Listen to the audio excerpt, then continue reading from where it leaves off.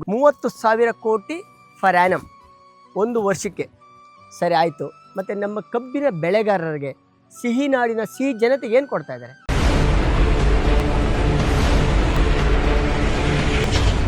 ಸಿಹಿ ನಾಡಿನ ಸಿಹಿ ಜನತೆ ನಿನ್ನೆ ಸಂಭ್ರಮಾಚರಣೆ ಮಾಡ್ಕೊಂಡಿದ್ದಾರೆ, ಪಟಾಕಿ ಹೊಡೆದಿದ್ದಾರೆ, ಸಿಹಿ ಹಂಚಿದ್ದಾರೆ, ತುಂಬ ಖುಷಿಗೆ ಸಂಭ್ರಮಾಚರಣೆ ಮಾಡಿಕೊಂಡ್ರು. ಅದು ವಿಷಯ ನಿಮಗೆ ಗೊತ್ತಿದೆ. ಏನಕ್ಕೆ ಸಿಹಿ ಜನತೆ, ಸಿಹಿ ನಾಡಿನ ಜನತೆ ಏನಕ್ಕೆ ಸಂಭ್ರಮ ಮಾಡ್ಕೊಂಡಿದ್ದಾರೆ ಅಂತಂದರೆ, ಕಬ್ಬಿನ ರೇಟು ಏನು ಕೇಳಿದರು ಅವರು, ಒಂದು ಫರ್ ಟನ್ನಿಗೆ 3,500 ರೂಪಾಯಿ ಕೇಳಿದರು ಅವರು. ಫರ್ ಟನ್ನಿಗೆ 3,500 ರೂಪಾಯಿ. ಬಟ್ ಅದು 7 ದಿನ ಅಂದರೆ ಹೋರಾಟ ನಂತರ ಅವರು ನಮಗೆ 3,400 ರೂಪಾಯಿಗೆ ಬಂದರೂ ಸಾಕು ಸರ್ಕಾರ ಅನ್ನೋ ನಿಟ್ಟಿನಲ್ಲಿ ರೈತರ ಮುಖಂಡರು ಎಲ್ಲರೂ ಚರ್ಚೆ ಮಾಡಿದ್ರು. ಆಗ 9ನೇ ದಿನಕ್ಕೆ ಅಂದರೆ ಸುದೀರ್ಘವಾಗಿ 9 ದಿನ ಹೋರಾಟದ ನಂತರ ಒಂದು ಸರ್ಕಾರ ಒಂದು ಫೈನಲ್ ಆಗಿ ಒಂದು ನಿರ್ಧಾರ ತೊಗೊಂಡಿದೆ. ಏನಪ್ಪ ಅಂತಂದರೆ, ಈ ಕಬ್ಬಿನ ಫ್ಯಾಕ್ಟ್ರಿ ಮಾಲೀಕರು ಏನಿದ್ದಾರೆ ಅವರು 3,250 ರೂಪಾಯಿ ಪ್ಲಸ್ ಸರ್ಕಾರ ಸಬ್ಸಿಡಿ ಒಂದು 50 ರೂಪಾಯಿ, 3,300 ರೂಪಾಯಿಗೆ ನಿಗದಿ ಆಗಿದೆ ಅನ್ನೋ ಒಂದು ವಿಚಾರಕ್ಕೆ ರೈತರು ಸಂಭ್ರಮಾಚರಣೆ ಮಾಡ್ಕೊಂಡಿದ್ದಾರೆ. ಬಟ್ ವಿಷಯ ಏನಪ್ಪ ಅಂತಂದರೆ, ರೈತರು ತಮ್ಮ ಬೆಳೆದಿರೋ ಬೆಳೆಗೆ ಸರಿಯಾದ ರೇಟು ಹೋರಾಡಿ ತಗೋಬೇಕಾದ ಪರಿಸ್ಥಿತಿ ಇದೆ ನೋಡಿ. ನಮಗೆ ತುಂಬ ನೋವಾಗ್ತಾಯಿದೆ. ಏನಪ್ಪ ಅಂತಂದರೆ, ನಮಗೆ ನಿಜವಾಗ್ಲೂ ಸ್ವತಂತ್ರ ಬಂದಿದೆಯಾ ಡೌಟ್ ಆಗ್ತಾಯಿದೆ ನೋಡಿ. ರೈತರು ತಮ್ಮ ಬೆಳೆದಿರೋ ಬೆಳೆಗೆ ಹೋರಾಡಿ ತಗೋಬೇಕಾದ ಪರಿಸ್ಥಿತಿ ಬಂದಿದೆ. ಇವಾಗ ಫಾರ್ ಎಕ್ಸಾಂಪಲ್ ನೋಡಿ, ರೈತರು ಅದು ಅವರು ಟರ್ಮ್ಸ್ ಕಂಡೀಷನ್ಸು ಅಪ್ಲೈ ಮಾಡೋದು ಯಾವ ಥರ ಅಂತಂದರೆ 11.25 ರಿಕವರಿ ರೇಟ್ ಇದ್ದರೆ ಮಾತ್ರ ಅವರಿಗೆ ಸಬ್ಸಿಡಿ 50 ರೂಪಾಯಿ ಸಿಗುತ್ತೆ ಅನ್ನೋ ಒಂದು ಕಾರಣ ಹೇಳಿದ್ದಾರೆ. ಅಂದರೆ ಇವಾಗ ನೋಡಿ, ಅದು ಯಾವ ಥರ 50 ರೂಪಾಯಿ ಒಂದು ಫರ್ ಟನ್ನಿಗೆ ಅಂತಂದರೆ, ನೀನು ಸುಮ್ಮನೆ ಕೂತಿದ್ರೆ ಮಲಗಿದ್ರೆ ಇಲ್ಲ, ನೀನು ಕಷ್ಟಪಟ್ಟು ನೋಡಿ ಕಬ್ಬು ಬೆಳೆದು ಒಂದು ವರ್ಷ ಪೂರ್ತಿ ಬೆಳೆದು ಆರೈಕೆ ಮಾಡಿ ತಂದು ನೀವು ಗೌರ್ನಮೆಂಟ್ಗೆ ಅಂದರೆ ಫ್ಯಾಕ್ಟ್ರಿ ಮಾಲೀಕರಿಗೆ ಕೊಟ್ಟಿದ್ದಾದರೆ ಆಗ ಫರ್ ಟನ್ನಿಗೆ 50 ರೂಪಾಯಿ ಸಬ್ಸಿಡಿ ಸಿಗುತ್ತದೆ. ಸರಿ ಆಯಿತು. ಈ ಕಬ್ಬಿನ ವಿಚಾರ ಹಂಗೆ ಸೈಡ್ಗೆ ಇಟ್ಟರೆ, ಗೃಹ ಜ್ಯೋತಿ ಆಮೇಲೆ ಗೃಹ ಶಕ್ತಿ ಯಾವ ಮಾತಾಡ್ತಾ ಇಲ್ಲ, ಗೃಹಲಕ್ಷ್ಮಿ ಬಗ್ಗೆ ಮಾತಾಡ್ತಾ ಇದ್ದೀನಿ. ಗೃಹಲಕ್ಷ್ಮಿ ಅಂತಂದರೆ ಏನಪ್ಪ ಅಂತಂದರೆ, ಮನೆಗಿರೋಂಥ ಪ್ರತಿಯೊಂದು ಮನೆಗೂ ಒಂದೊಂದು ಮನೆಗೂ 2,000 ರೂಪಾಯಿ ಕೊಡ್ತಾ ಇರೋವಂಥದ್ದು. ಇವಾಗ ಆ ಲೆಕ್ಕ ನೋಡಿಕೊಂಡ್ರೆ ನಮ್ಮ ಕರ್ನಾಟಕದಲ್ಲಿ ಏನಿದೆ ಹಾಗೆ 1,4 ಕೋಟಿ ಅಕೌಂಟ್ಸ್ ಇದೆ.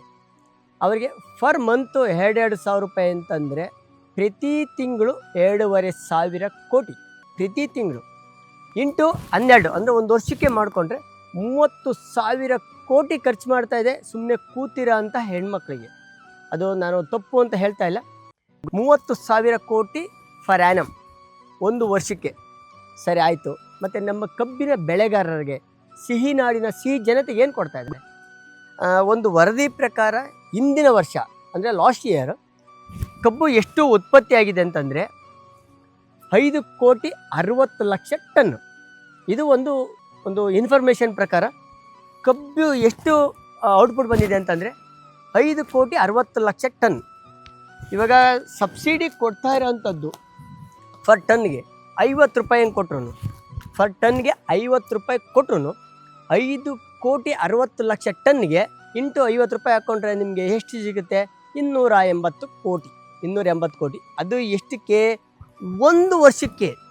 ಆ 280 ಕೋಟಿ ದುಡ್ಡನ್ನು ತಗೊಳ್ಳೋದಕ್ಕೆ ರೈತರು ಸುಮ್ಮನೆ ತಗೊತಾ ಇಲ್ಲ. ಕಷ್ಟಪಟ್ಟಿದ್ದಾರೆ, ಬೆಳೆದಿದ್ದಾರೆ, ಆ ಬೆಳೆದಿರೋ ಬೆಳೆಗೆ ಸರಿಯಾದ ಬೆಲೆ ಕೇಳ್ತಾ ಇದ್ದಾರೆ. ಅದನ್ನು ನಮ್ಮ ರೈತರು ಹೋರಾಡಿ ತಗೋಬೇಕಾಗಂಥ ಪರಿಸ್ಥಿತಿ ಬಂತು ಅಲ್ವಾ? ಎಂಥ ದುರಾದೃಷ್ಟ ನೋಡಿ. ಆ 280 ಕೋಟಿ, ಬರೀ 280 ಕೋಟಿ ಹಣನ ಹೋರಾಡಿ ಪಡೆಯೋಂಥ ಸಮಸ್ಯೆ ಸೃಷ್ಟಿಯಾಗಿಬಿಟ್ಟಿದೆ. ನಾನು ಹೇಳ್ತಾ ಇರೋದು ಹೆಣ್ಮಕ್ಳಿಗೆ ಕೊಡಬೇಡಿ ಅಂತ ಹೇಳ್ತಾ ಇಲ್ಲ, ಬಟ್ ಹೆಣ್ಮಕ್ಳಿಗೆ ಖರ್ಚು ಮಾಡ್ತಾ ಇರೋದು ಒಂದು ವರ್ಷಕ್ಕೆ 30,000 ಕೋಟಿ. ಬಟ್ ಇಲ್ಲೇನಾಗ್ತಾ ಇದೆ ನೋಡಿ, ಎಷ್ಟು ತುಂಬ ನೋವಾಗ್ತಾ ಇದೆ ಅಂತಂದರೆ, ಕೊಡ್ತಾ ಇರೋವಂಥದ್ದು ಜಸ್ಟ್ 280 ಕೋಟಿ. ಒಂದು ವೇಳೆ ಸರ್ಕಾರ 50 ರೂಪಾಯಿ ಕೊಡೋ ಬದಲು 100 ರೂಪಾಯಿ ಸಬ್ಸಿಡಿ ಕೊಟ್ಟಿದ್ರೆ ಎಷ್ಟಾಗುತ್ತೆ? 560 ಕೋಟಿ ಆಗುತ್ತಪ್ಪ. ಮಹಾ ಅಂತಂದರೆ 560 ಕೋಟಿ. ಒಂದು ವೇಳೆ 100 ರೂಪಾಯಿ ಬದಲು 200 ರೂಪಾಯಿ ಸಬ್ಸಿಡಿ ಕೊಟ್ಟಿದ್ದಿದ್ರೆ 1,120 ಕೋಟಿ.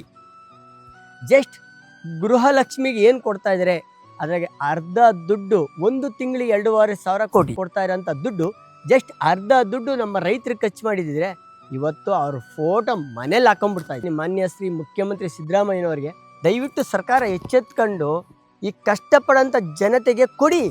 ಯಾಕೆಂದರೆ ಅವ್ರು ಸುಮ್ಮನೆ ಕೇಳ್ತಾ ಇಲ್ವಲ್ಲ, ಸುಮ್ಮನೆ ಕೇಳ್ತಾ ಇದ್ದಾರಾ ನಿಮಗೆ? ಇಲ್ವಲ್ಲ, ಕಷ್ಟಪಡ್ತಾ ಇದ್ದಾರೆ, ಕಬ್ಬು ಬೆಳೀತಾ ಇದ್ದಾರೆ. ಅದು 1 ವರ್ಷದ ಬೆಳೆ ರೀ ಅವ್ರದ್ದು, 1 ವರ್ಷದ ಬೆಳೆ. ಅಷ್ಟೇ ಅಲ್ಲ, ಫ್ಯಾಕ್ಟ್ರಿ ಮಾಲೀಕರು ಕೂಡ ಇದು ಎಚ್ಚೆತ್ಕೋಬೇಕು. ಯಾಕೆಂದರೆ 1 ಟನ್ ಕಬ್ಬಿನಿಂದ 100ರಿಂದ 120 kg ಶುಗರ್ ತಯಾರಾಗುತ್ತೆ, ಅಂದರೆ ಸಕ್ಕರೆ ತಯಾರಾಗುತ್ತೆ. ಇದು ಮೈನ್ ಪ್ರಾಡಕ್ಟು, ಪ್ರೈಮರಿ ಪ್ರಾಡಕ್ಟ್ ಅಂತಾರೆ. ಇನ್ನು ಅಡಿಷನಲ್ ಪ್ರಾಡಕ್ಟ್ ಏನಿದೆ ಅಂತಂದರೆ ಸೆಕೆಂಡರಿ ಪ್ರಾಡಕ್ಟ್ಸ್ ಆಗಿ ಇದರಲ್ಲಿ ಹಲವಾರು ರೀತಿ ತಯಾರಾಗುತ್ತೆ. ಎಥನಾಲ್ ಆಗಿರ್ಬೋದು, ಅಥವಾ ವಿದ್ಯುತ್ ಶಕ್ತಿ ಆಗಿರ್ಬೋದು, ಅಥವಾ ಗೊಬ್ಬರ ಆಗಿರ್ಬೋದು, ಬೇರೆ ಬೇರೆ ಆಕ್ಟಿವಿಟೀಸ್ ಎಲ್ಲ ತಯಾರಾಗುತ್ತೆ. ಇದೆಲ್ಲನೂ ನಾವು ಗಮನಕ್ಕೆ ತಗೊಂಡ್ರೆ ಅಪ್ರಾಕ್ಸಿಮೇಟ್ಲಿ ಲೆಕ್ಕ ಹಾಕೊಂಡ್ರೆ 6,000ರಿಂದ 6,500 ಪರ್ ಟನ್ನಿಗೆ ನಿಮಗೆ ಉಪಯೋಗ ಆಗ್ತಾಯಿದೆ. ನಿಮಗೆ ಸಿಗ್ತಾ ಇದೆ ಹಣವನ್ನು 6,000ರಿಂದ 6,500 ಹಣವನ್ನು ಸಿಕ್ಕಿದಾಗ ನೀವು ಅದನ್ನು ಬೆಳೆದಂಥ ರೈತರಿಗೆ 3,500 ಕೊಡೋಕ್ಕೆ ಯಾಕಿಂದ ಮುಂದೆ ನೋಡ್ತಾ ಇದ್ದೀರಾ ಅಲ್ವಾ? 6,500 ಸಿಗ್ತಾ ಇದೆ.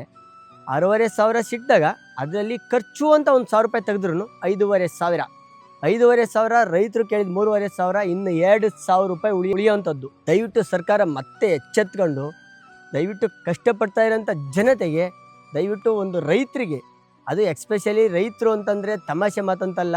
ಯಾಕೆಂದರೆ ಲ್ಯಾಪ್ಟಾಪ್ ಮುಂದೆಗಡೆ ಟಿಕ್ಕು ಒತ್ತೋದಷ್ಟು ಈಸಿ ಅಲ್ಲ ರೈತರು ಕಷ್ಟ ತುಂಬಾ ಇದೆ.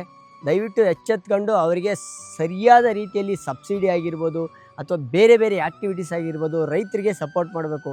ಬಟ್ ನಾನು ಈ ಮೊದಲೇ ಕೇಳ್ದಂಗೆ ರೈತರು ಈ ರೇಟನ್ನು ಹೋರಾಡಿ ತಗೊಂಡಿದ್ದಾರೆ ಅಂತಂದರೆ ನನ್ನ ಡೌಟ್ ಏನಪ್ಪ ಅಂತಂದರೆ, ಸ್ವತಂತ್ರ ನಮ್ಗೆ ಇನ್ನೂ ಬಂದಿದೆಯಾ ಇಲ್ವಾ ಗೊತ್ತಾಗ್ತಾ ಇಲ್ಲ. ನೋಡ್ತಾ ಇದ್ದ ಜನತೆ ನೀವೇನೆ, ದಯವಿಟ್ಟು ಕಮೆಂಟ್ ಬಾಕ್ಸಲ್ಲಿ ಹಾಕಿ. ನನ್ನೊಂದು ಕಿವಿ ಮಾತು, ದಯವಿಟ್ಟು ಹಸಿರು ಬೆಳೆಸಿ, ಉಸಿರು ಉಳಿಸಿ.